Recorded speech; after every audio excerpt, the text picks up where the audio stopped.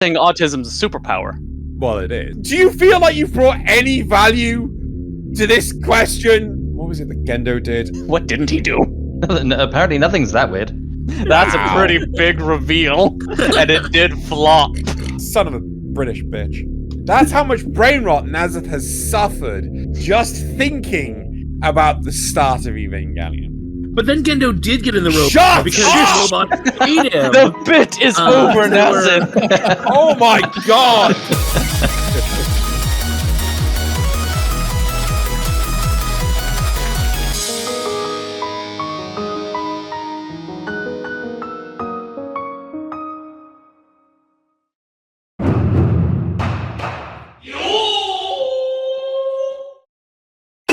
Welcome to the writing room. Today, under Nazeth's supervision, Merastius, Auntie, and I, Cryfa, have been piling over this mountain of sticky notes to find the best writing balance for the upcoming season of Xenogelion's hit new show.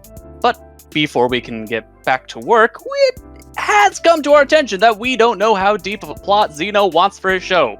So by the power of plot convenience, we have summoned Mr. Xenogelion here to answer our questions directly.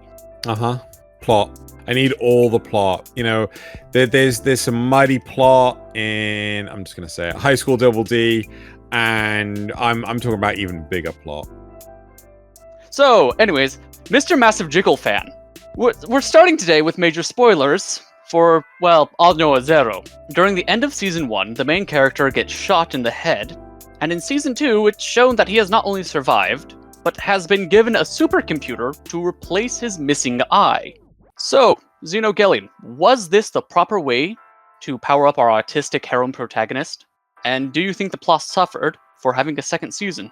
So I'm going to be upfront here. I never finished Aldnoah Zero because because it's just bad. The main character being like one of the strongest self-insert characters known to mankind. It's like, I could have any form of personality, but I won't. It's So you're saying autism's a superpower? Well, it is. Okay, right? cool. It's magical and whimsical. Look at Lelouch. Look at Lelouch. I don't know. Like I don't like labeling people like this. I don't like the fact that everyone just keeps on turning around and saying like, look at Laios being autistic and things like this. I really don't like that. However, if people are registered autistic, you know, go you, all power to you, and so on and so forth. But I see zero issue whatsoever with having a supercomputer in your eyeball. I mean, just imagine how many Minecraft servers you'd be able to run off your own eye. Xeno, in Paranoia Agent, please explain the symbolism behind Little Slugger, the kid on roller skates with the baseball bat. It's totally understandable if you need to go into extreme convoluted detail. Okay. So you see, in Japanese society, they have a strong attachment to baseball. Like, you know, it is like the national sport, so to speak. Like, makes sense. You know, like all this stuff with like Blue Lock and things like that, and Haikyuu is like, yeah, okay, they're sports anime, right? But in reality, every anime has a baseball episode, right? Look at Jujutsu Kaisen, right? Has a fucking baseball episode in it. But the secret is, this is revenge, right? What they're trying to do is build up enough of a engagement in baseball that effectively they will have idle baseball. Look at Galgora. Galgora. Yeah, Galgora. Who sang "Welcome to the Ball Game" for, I can't remember which team it was. Let's just do the thing.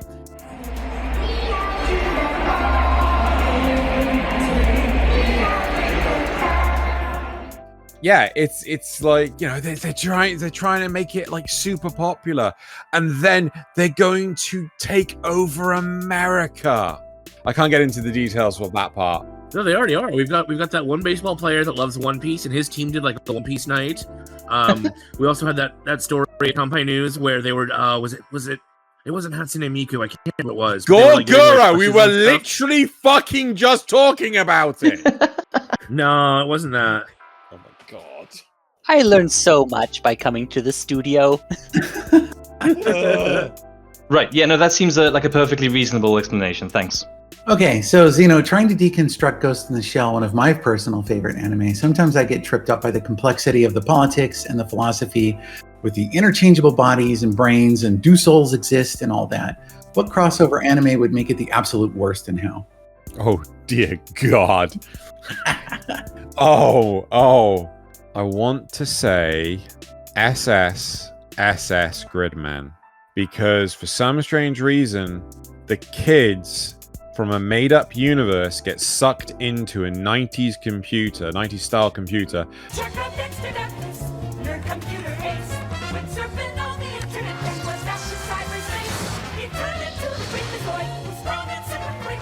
He drives the villains crazy, cause he's a lunatic. That sick maniac. To pilot what is potentially a giant robot man. And I can just envision the stupidity involved in all of this, that like the entirety of Section 9, they kind of just quit. They create the great firewall of Japan and just prevent all this. Well, actually, no, to be fair, they're both in Japan. That doesn't really work. The viruses, they'll create viruses, super viruses to take out stupid kids. Yeah, that's 90s modems. Yeah. Fuck, I don't know. Alright. In a world of technological whimsy, with a chosen few who wield great power, we have the main character with a penchant for flair, a second in command whose loyalty starts shaky but becomes absolute in the end, and the third who is instrumental to the main character becoming who they are at the end. The story of K has a couple of plot holes that... Fucking right. The story of K has a couple of plot holes that have become problems. So, we're having you reach out to the other anime that fits the previous description, and pull out one of their characters to fix it. So then, Mr. Xeno, who would you send from Code Geass to fix the plot problems in K? It would clearly be Lord and Savior of Great Britannia, Lelouch Britannia. Does he have a middle name? I can't remember if he has a... Anyway, he would fix it by using his gears to get them all to commit suicide. And then nothing of any value was lost. Nothing of value was lost? Not even the fan service? Not even the fan service. I mean, she's barely in it at all, right? It's a way to refer to the pizza as she, but okay.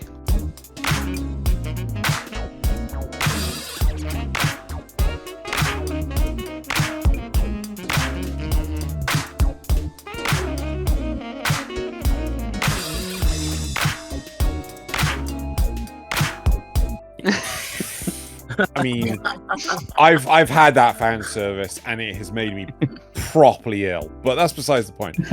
Okay, I want you to list the following anime in order of complexity of plot, using exactly 3 words to justify your order choice for each one. Are you ready? Okay. We've got Death Note, Black Lagoon, BNA, and Steins Gate. Okay, right, okay. And I'm ordering them from least to most, yeah? Let's go with that, yeah. Okay, right. So I'm gonna say Black Lagoon, Death Note, Ooh. BNA, Steins Gate. Okay, and your 3 words for each. Steins Gate is timey-wimey awesomeness. Mm-hmm. BNA is Furry's Done Justice. Death Note is internal monologue now.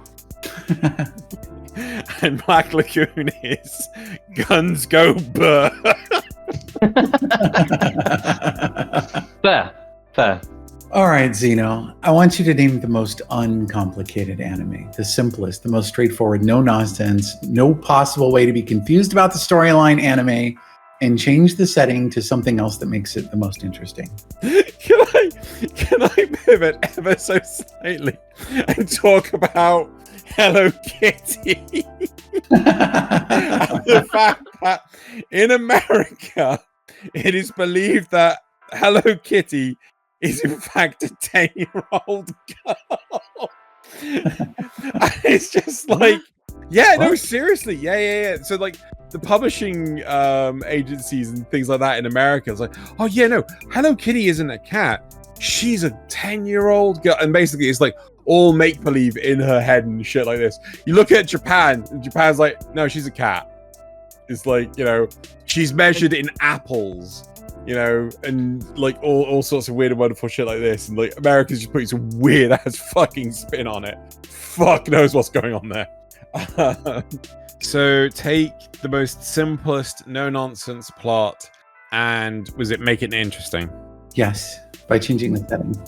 Simplest, no nonsense plot, I'd argue Bocce the Rock, and I'd change the setting by making it an isekai. And they're all happy and cheerful and somehow managing to win out the day, and Bocce's got like some kind of super powerful Excalibur attack that she can never use because she freezes up too much. No, she starts it up and then kind of falls over, passing out, and then doing the damage. You know, you just gotta hope she falls forward and not backward. Our friends were there. Her box, instead of a cardboard box, it's like an impenetrable shield. 4 tower shields roped together. Anyway, sorry. Behold the wild Xeno. For generations, his kind have struggled to survive without the use of elbows. This often led to strange clipping and odd behaviors, but the Xeno was quite happy in his little niche. However, nature is cruel and often forces selection pressures. And so behold, after generations spent alone, watched and heckled by a cruel peanut gallery, the Xeno has developed a new survival strategy. With the careful application of elbow trackers, he can exist in this strange VR environment with far less clipping, far more maneuverability, and a much greater ability to express himself. Did you notice? You've been watching this whole time. Please, consider helping the Xeno evolve even further by joining his Patreon at patreon.com/Xeno, where you can help him to hire like-minded fellows to repopulate this beautiful landscape. And you'll also get access to an extended version of this show. We'll get to see interactions like this. Golden Requiem, it's like, I don't even understand how that one works. Okay, so if we're talking about the final evolution of Golden Requiem, basically the whole idea is that Diavolo can foresee the future, and it allows him to change it to avoid certain conflicts and things. Whatever he sees will happen, but it means that he can be prepared for it and make it happen a different way. Oh, truly, nature is beautiful. Let's get back to watching it, shall we? So, from the heights of Attack on Titan to the lows of Death Note, anime has had some of the best and worst plot twists / character reveals in the 21st century. In your opinion, what is the greatest reveal in anime that flopped the hardest? Oh my god. Dear god, this is difficult. Biggest reveal. The demon lady in the Konosuba movie. No, I'm kidding. Wow, NASA. That's a pretty big reveal. And it did flop. Oh my god, no. Oh my god. Fucking with children here. Okay. So in the very first episode of Fairy Tail, when it was revealed who Natsu was, it's like, oh my god, you have a character design that looks like a main character. Who could have possibly thought that you were the main character? Spoilers for the first episode of Fairy Tail. Gosh. Yep. You know, from What the hell? From 14 years ago or some shit. Yeah. You're telling me that he was not the main character of Fairy Tail? No, he was. I never saw that coming. I had to watch past season 2. There wasn't a season 2. No, it's 100 was my story arc. 100 year 1,000 year blood war or some 100 year quest. That was it. Yeah. That's it. Yeah, there you go. That's season 2. Yeah, nothing in between. See?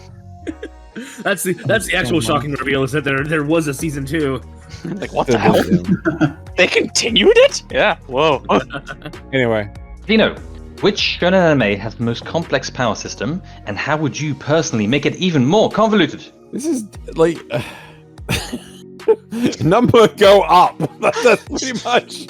I mean, some powers get really complicated. For example, did you ever work out that, like, bungee gum possesses the properties of both rubber and gum? I think I'm just gonna have to say Bleach, right? Because with Bleach, it's a case of, oh no, this is the maximum you can be. You can't be any higher than this. And then it turns out you can be higher than that by, I don't know, eating a schnozberry or some shit like that. Just get a bigger sword. No, it's a smaller sword. The smaller the sword, the more powerful you became. Right, yeah. Wait until you had a paperclip and like, oh, ultimate power. Yeah, there you go. It's gonna have to be Bleach. Gear 5 was right there. I don't know what Gear 5 is, apart from what he looks like. I haven't watched One Piece, Nazeth. Neither have It's like- I. Right, so I don't... Alright, I know at one point in time, he looks like a tank. I don't know what that's about. And at one point in time, it looks like he's eating a cloud. I don't know what that's about.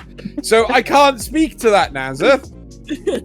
What was Clearly the... Do you complicated. feel like you brought any value It's this clearly question? super complicated. How is... It Then makes you just no go like, sense. That's, "Hey, I am the stronger." I don't fucking know. that's why it's convoluted. Is it? It may be really one fucking knows. simple if we No one watch the knows. fucking show. No one knows. It just happens. Have any of you watched One Piece? Yeah. Can you comment on the complexity of... It just happens, doesn't it? So how is that Do fucking you want the complicated? full God. description of Gear 5? One day, Nazeth, Oh. I'm just gonna come over there and smack you. Right? I'm just gonna turn up to your door. I'm not gonna say a word because I don't want to give it away. And like you're gonna answer the door and then just smack, and then you're like, "Ow, son of a British bitch." So yeah, job's done. Anyway, I'm sticking with Bleach. All right, and how do you choose to make it even more complicated? They have to fuse in order to make themselves even stronger. Okay. Just drag Dragon Ball into this. Why not? And they can't unfuse. Like once you mix the souls together, they can't be unmixed. Namekian rules. Yep. Okay.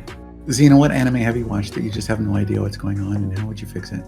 I'm trying to think of one that I don't constantly refer to. Shit. Oh, fuck it. I'm gonna say cat soup, and I'd storyboard it. Cat soup, you say? He's- Yeah. Wow. Well, at least one of them. Could you please reveal Merastius' taboo anime?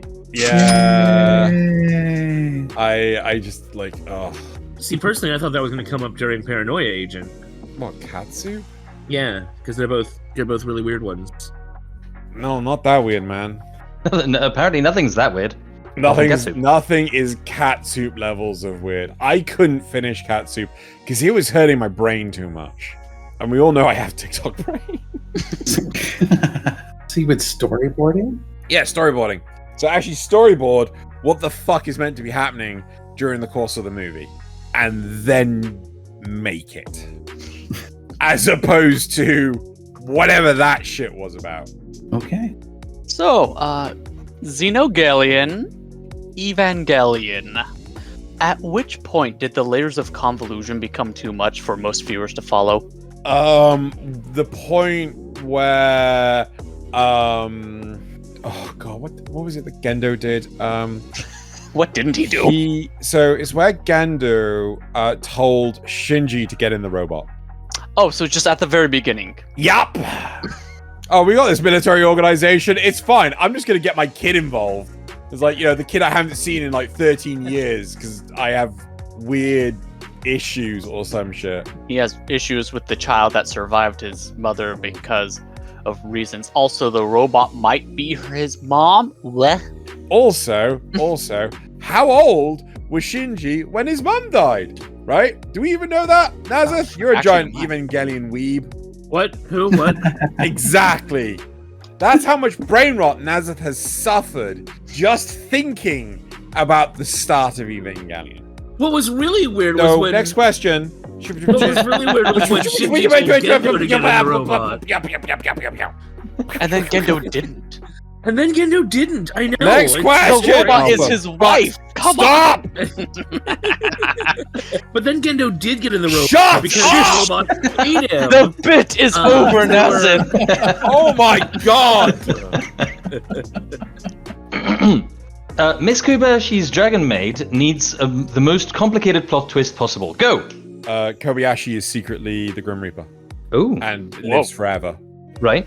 And Hence being a software developer. No, that makes sense. Go on. yeah, and what you got? She's finding love within Toru, and you know she was getting super depressed and everything. That's why she went to the mountain, absolutely completely inebriated. She was actually there to kill off Toru, but instead, because she was depressed, she ended up sparing Toru's life. And then they fell in love, and then they kissed, and it was like happily ever after. Right. I'd watch that. Who wouldn't? Nazareth. I just wouldn't watch that. Okay. Protagonists can have complicated motivations from family trauma to being isekai to getting stabbed by a magic arrow that gives them superhero friends.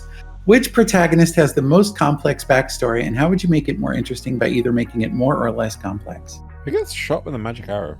Jojo. Oh my god! Dun, dun, dun, dun, dun. Yeah, it's always that fucking arrow. Right. Okay. I have an answer. Just give me a second. No, I can't think of anyone that's got a more complicated backstory. It is Guts from Berserk. Ooh. Get it. Good answer. A gutsy answer for sure. Shut up. You. Boo! I've gotta say, I don't think I would change it at all. I mean, there's no, I don't think I would change it at all, because his what he goes through as a kid is just like, holy shit, I wouldn't want to wish that on anyone, but it's so character defining. Like, it is a huge motivation, like a motivating factor for him. Like, I think it's Guts, and he is the perfect character and manliness. Give him a kiss. I'd give him a kiss. He's Guts. He needs a good kiss. Sorry, what? With this discussion out of the way, I believe this wraps up the questions from us today. Unfortunately, while we've been questioning you, I managed to find the bottom of the pile of sticky notes and found a utilities notice. Looks like somebody hasn't paid their power bill. And it looks like they'll be shutting it off this weekend. Yo! Nazareth, I told you to do that. Yeah, so Your until boss. someone manages to fork over $400, it looks like Xeno's passion project for an anime will be put on an indefinite hiatus.